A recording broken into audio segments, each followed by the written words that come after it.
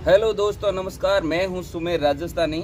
आज जयपुर के अंदर दुर्ग सिंह चौहान के यहाँ फार्म हाउस के ऊपर मैं आया हूं और आज इनसे रूबरू होने की आज मौका मिला है, इसलिए इनसे कुछ प्रश्न करते हैं और आने वाले चुनाव में इनकी क्या भागीदारी रहेगी। और दुर्ग सिंह जी, अब के आपके हिसाब से राजस्थान प्रदेश में किसकी सरकार बनने जा रही है?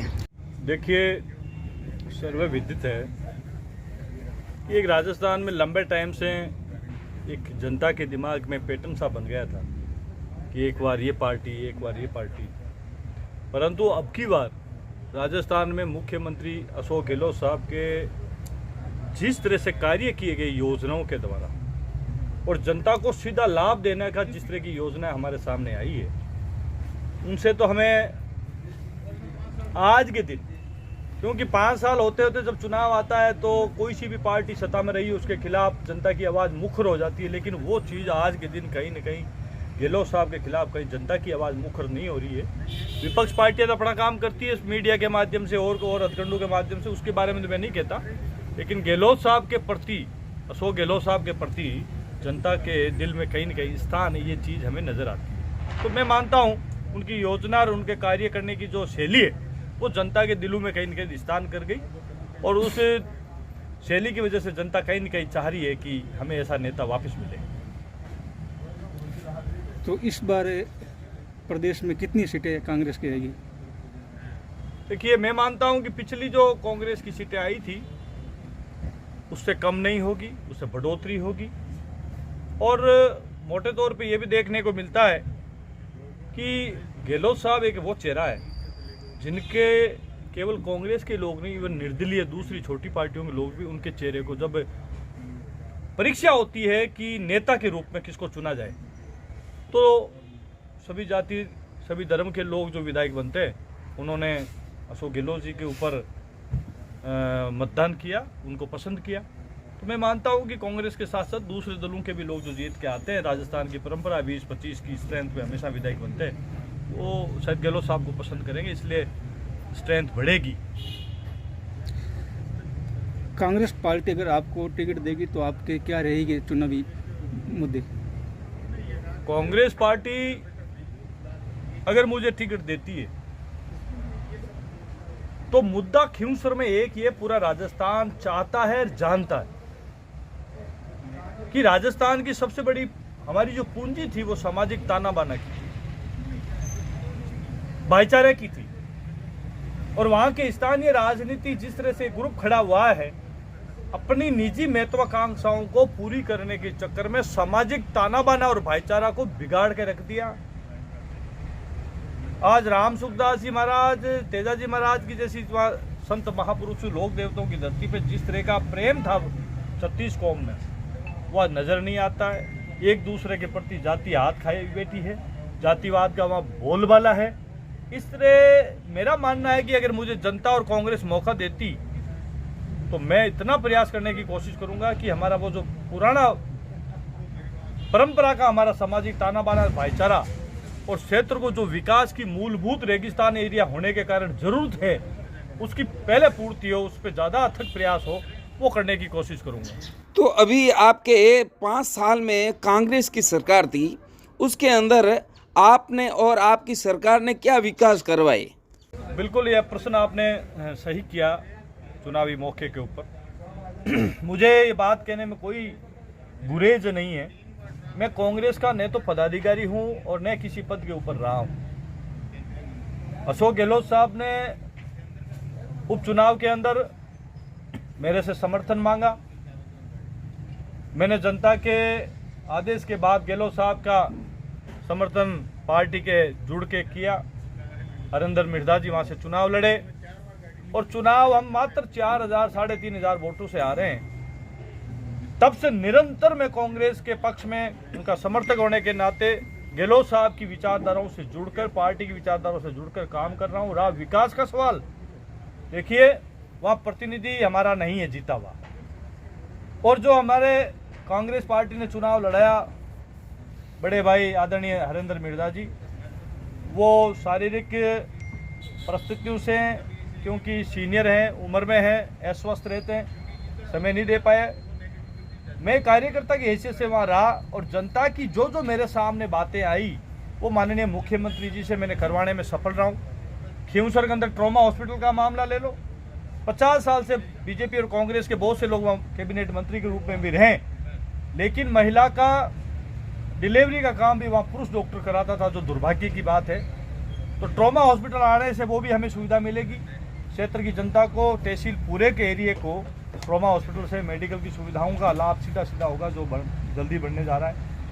सिविल न्यायालय, हमें नागौर में जाके न्यायालय की जनता को वहाँ अपनी मांगे, अपनी बात पूरी करवानी पड़ती है, जो 100 किलोमीटर की दूरी है नागौर मुख्यालय। सिविल न्यायालय भी अशोक गहलोत साहब ने हमारी भावनाओं के ऊपर, हमारी मांग के ऊपर देने का काम किया। 3 बड़े जीएसएस, 132 और दर्जनों छोटे जीएसएस, क्योंकि रेगिस्तान मरुस्थलीय एरिया है, वहाँ बिजली की आज भी कमी है। मैं नहीं कहता सारी कमी पूरी हो गई, नहीं।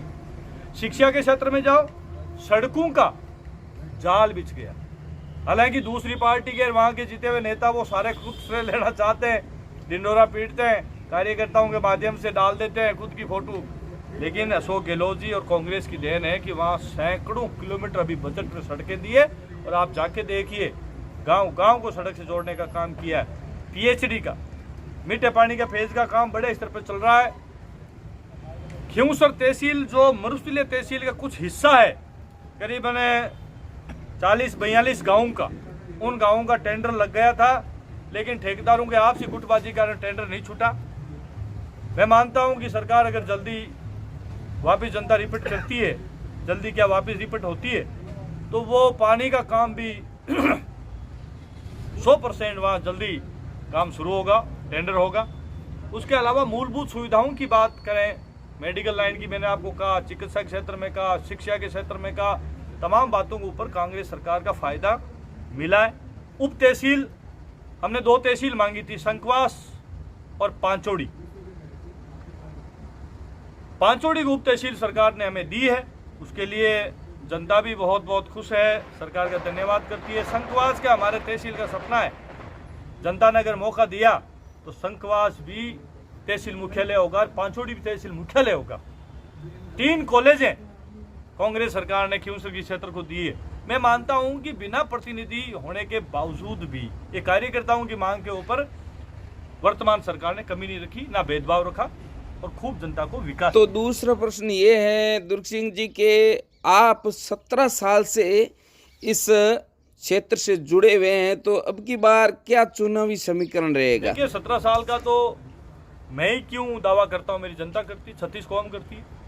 आज कहीं न कहीं चुनाव के माहौल में दुर्ग सिंह नाम के व्यक्ति की कहीं चर्चा अगर गाँव में 36 कौम के मुंह में चलती है, मेरा दावा है मेरे 17 साल का लोगों के साथ जुड़ाव, लोगों की सेवा, निष्पक्ष मेरे वहाँ उनके बीच में रहना, ऊंच नीच जातिवाद किए बिना 36 कौम को एक सम्मान समझना, उनके साथ रहना, उनके साथ उठना बैठना, और रेगुलरिटी होने के कारण आज कहीं न कहीं जनता के मुंह के ऊपर बढ़ चढ़कर जनता आवाज उठा रही है कि हमारे बीच में दुर्ग सिंह नाम का भी सेवक हमें स्थापित करना चाहिए। इसलिए मुझे भी इस बात का गुमेज है कि सेवा तकलीफ जरूर देती है, लेकिन आनंद भी देती है। जनता का प्यार जो मिल रहा है, मेरे जरूर 17 वर्ष जीवन के अनमोल अमूल्य बिना पद रहते हुए मैंने जनता को दिया, तो मुझे भी गर्व है और जनता को भी कहीं न कहीं आनंद आ रहा है। ये बात तो मेरा 17 वर्ष का संघर्ष जो है, अभी भी जनता के बीच में हूँ। जनता अगर जिताती है, लड़ाती है चुनाव, तो भी जनता की सेवा करूँगा खूब। जनता नहीं लड़ाती, नहीं मुझे चुनाव जिताती है, तो भी मेरी जैसी भी सेवा 17 वर्ष की वैसे आगे करता रहूँगा। तो दुर्ग सिंह जी, आपने 1.5 महीने पहले विधानसभा क्षेत्र से आपने साइकिल यात्रा निकाली थी, उस साइकिल यात्रा का क्या उद्देश्य था आपका? साइकिल के द्वारा जनता के बीच में जाने का मेरा 2 उद्देश्य है। एक तो मैंने खींवसर के क्षेत्र को, जनता की तकलीफ को हाथ में ले रखा है, बिना पद रहते हुए जैसी मेरी श्रद्धा मैं कर रहा हूं। लेकिन अगर जनता मुझे मौका दे देती है विधायक बनने का, राजस्थान की विधानसभा में भेजने का, तो उसको मैं बखूबी से करने की कोशिश करूंगा, अच्छी तरह कर पाऊंगा। तो मुझे मेरी बात कहनी थी तो 17 वर्ष से मैं निरंतर वहाँ लड़ रहा हूँ, निस्वार्थ लड़ रहा हूँ। मेरा वहाँ कहीं व्यापार नहीं, मेरे किसी तरह के धंधे नहीं, मेरे साथ में टीम जुड़ी हुई सारी किसान पशुपालक प्रवृत्ति की टीम है। तो इतनी साधन संपन्न भी नहीं कि मैं गाड़ियों से घूमूं, ना मेरे पास इतना पैसा रहा। तो मैंने अच्छा माध्यम ये ढूंढा कि कम खर्चे में मैं मेरी बात जनता तक कैसे पहुंचाऊं, जनता को कैसे जागृत करूं। जिस तरह के वहां के नेताओं ने हालात पैदा कर दी पक्षपात और जातिवाद के नाम की, वो जनता के 36 कौम को जाके कैसे जागृत करके उनके दिमाग में डालूं, कैसे मेरी बात को रखूं। तो मेरे पास एक ही माध्यम था कि मैं साइकिल से चल के जाऊं। हालांकि साइकिल का सफर बड़ा कठिन आज के युग में, लेकिन मैं गया। जनता को मैं कोटि कोटि धन्यवाद दूंगा, जिस तरह का अपार मुझे प्रेम दिया, अपार मुझे समर्थन दिया, अपार मुझे सुनने के लिए सारी राजनीतिक विचारधाराओं से ऊपर उठकर जनता, जहां मैं गवाड़ के अंदर गया, तमाम गांव की जनता निकल के वहां गवाड़ में आई और मेरी बात को सुनी। और मैंने न्याय मांगने के रूप में मेरी बात कही, खिंवसर के भविष्य की बात कही, खिंवसर के अंदर जो वर्तमान नेतृत्व है वो अगर और काबिज रहा तो उसके आने वाले हालात क्या होंगे, वो बात कही। जनता ने बहुत आनंद के साथ मुझे इज्जत दी, मेरा मान सम्मान के साथ मेरी बात सुनी। और मैं साइकिल से जाने का कारण मेरा ये था कि कम खर्चे में मैंने जनता के बीच में घूम के मेरी बात कह दी। और मैं इस आपके माध्यम से ये भी कहना चाहूँगा कि मेरी आर्थिक परिस्थिति वो नहीं है कि दूसरे नेताओं की तरह मैं फॉर्च्यूनर या बड़ी बड़ी महंगी गाड़ियों के माध्यम से जाके जनता को रिझा लूँ। मेरे पास नहीं है। जनता को अब मेरा मालूम पड़ चुका है कि मैं एक फौजी, एक किसान का बेटा हूँ, 17 वर्ष से लड़ रहा हूँ। अगर जनता मुझे चुनाव लड़ाती है तो मेरी इच्छा है, अगर समय रहा तो हो सकता है कि मेरे पास अब स्थिति साइकिल मोटरसाइकिल से जाने की बची है, लेकिन आखिरी सांस तक जनता की सेवा करने के लिए जनता अगर चुनाव भी लड़ाई, कोई गाड़ी मिल गई, यार दोस्त दे देंगे तो उससे चले जाऊंगा, नहीं तो साइकिल से जा सकता हूं या मोटरसाइकिल से जा सकता हूं। ये मेरी स्थिति और परिस्थिति है, इसमें कोई शर्म नहीं है। जनता का जो प्रेम है उसको अमर रखने के लिए मैं कुछ भी कर सकता हूं। आपने चुनाव लड़ने के लिए खिंवसर क्षेत्र को क्यों चुना? इतना खिंवसर क्षेत्र से क्यों लगाव है आपको? अनमोल मनुष्य जूनी में अगर मैं आया हूँ, मुझे अगर सेवा करनी है, क्योंकि मैं कर्मचारी राजनीति में रहते 2 बार जेल की यात्रा की, धरने प्रदर्शन, उनके मुद्दे उठाना, ये मेरी हॉबी में थी। लेकिन जब मैंने राजनीति में कदम रखने की मेरी भावना प्रकट हुई थी तो मैंने इस बात को ध्यान से लिया कि मुझे ऐसा क्षेत्र चुनना चाहिए जिस क्षेत्र में शिक्षा की कमी रही हो, लोगों को सेवा की जरूरत हो। तो उसमें मैंने नागौर जिले के खिंवसर विधानसभा क्षेत्र को गहराई से देखा, क्योंकि मैं राजनीतिक दृष्टि से सही मैं किसी पार्टी में नहीं था, लेकिन कर्मचारी राजनीति में था, तो वहाँ लोगों की हालात और पीड़ाएं मेरे सामने रोज आती थी। तो मैंने खिंवसर को भली भांति ज़्यादा उपयुक्त माना। इसलिए उपयुक्त माना कि वहाँ 50 साल 55 साल में कभी भी गरीब का नेतृत्व वहाँ कभी स्थापित नहीं हुआ। अल्पसंख्यक जातियाँ सैकड़ों की संख्या में, उनका कभी भी नेतृत्व वहाँ आवाज़ उठाने के लायक नहीं रहा। बड़ी पार्टियों से जुड़े हुए लोग जयपुर से आते थे, बड़े नेता, बड़े राजघरानों के लोग आते थे, एक चुनावी प्रक्रिया होती थी, उसमें बड़े समुदाय के लोग पटेल जुड़े हुए होते थे, और सैकड़ों वो लोग जिनकी मैं नाम गिनाऊंगा समय काफ़ी लग जाएगा। लखारा है, दर्जी है, सुनार है, खाती है, माड़ी है, गुजर है, मेघवाल है, नाइक है, वाल्मीकि है, सांसी है, साठिया, ऐसे सैकड़ों जाती है। ना तो वहाँ उनकी कभी आवाज़ उठी, ना उनको कोई सुना गया। उनको इस तरह से जलील किया जाता था राजनीतिक दृष्टि से कि वो किसी भी तकलीफ को कहीं रख नहीं सकते थे और अशिक्षित थे। तो मेरी भावना जगी कि मेरा जीवन वहाँ खपाना चाहिए, उन लोगों की मुझे आवाज़ बढ़नी चाहिए, आवाज़ मुखर होनी चाहिए। इसलिए मैंने खिंवसर को ज़्यादा उपयुक्त समझा। आप इस बात को भली भांति आपके चैनल के माध्यम से कहना चाहूँगा कि आज भी 70 साल गुजरने के बाद वहाँ अल्पसंख्यक जाति का व्यक्ति आवाज़ उठा के बोल नहीं सकता। क्यों? क्योंकि वो आर्थिक हालात से गिरा हुआ है। राजनीतिक चेतना की वजह से वो अपने आप को कमजोर महसूस करता है। शिक्षा की दृष्टि से तो वो कमजोर है ही, क्योंकि उनकी तरफ कभी किसी का ध्यान ही नहीं गया। गरीब के घर पे किसी की मौत हो जाती थी तो बड़े राजनेता उनके घर पे मिलने जाने को भी शर्म और सूग करते थे। ऊंच नीच की मेंटेलिटी के नेता थे वहां। इन तमाम हालातों को मैंने मेरे दिल में और जहन में जिंदगी भर के लेके मैंने संकल्प लिया कि मैं ग्रामीण और ग्रामीणी में भी मरुस्थलीय बेल्ट और मरुस्थलीय बेल्ट में भी खिंवसर विधानसभा क्षेत्र, नागौर विधानसभा क्षेत्र के आसपास का एरिया चूज करूंगा। इसलिए मैंने वो चूज किया और वहां से राजनीतिक 2007 के अंदर मैंने इस सफर में कदम रखा और तब से मेरा निरंतर चला। अगला प्रश्न ये है कि आपने खींवसर विधानसभा क्षेत्र से पहले भी 2 चुनाव लड़े थे और आपके ऊपर ये आरोप है कि आपने ऐसा माहौल पैदा किया कि आपने 35 कौम के ही वोट मांगे हैं, एक कौम के वोट क्यों नहीं मांगे? इसके बारे में आपका क्या कहना है? आपको धन्यवाद। ये प्रश्न मेरे आज इतना जरूरी था जो आपने करके मेरे मुंह से लेने की बात की। मैं कहीं न कहीं बात साइकिल की यात्रा में मैंने कहा है, लोगों के दिमाग से मैंने झूठी बातें निकाली है। मैंने कभी भी नहीं कहा कि मैं 35 कौम से वोट लूंगा 36 वोट से। मेरा कहने का मारवाड़ी लहजा है कि हमारे राजस्थान में, हमारे मारवाड़ में 35-36 कौम निवास करते हैं। ये हमारा एक लोकल स्लोगन है, 35-36 कौम। हम कोई भी भाषा बोलते हैं तो 2 भाषा एक साथ बोलते हैं, उच्चारण करते हैं 2 शब्दों का। तो 35 कौम तो वो होती है, 36वीं कौम का मैं हूं, तो 36 कौम बनती है। परंतु मेरे सामने चुनाव लड़ने वाले, मेरी ताकत और लोगों का प्रेम जिस तरह से मेरे से जुड़ा हुआ है प्रथम चुनाव में, उससे डर के मेरे खिलाफ राजनीतिक षड्यंत्र के रूप में ये बात फैलाई गई और खासकर जाट समाज में बात स्थापित की गई कि दुरुक सिंह चौहान ने कहा कि मैं जाट से वोट नहीं मांगूंगा। ये बात मेरे खिलाफ षड्यंत्र रूप में थी।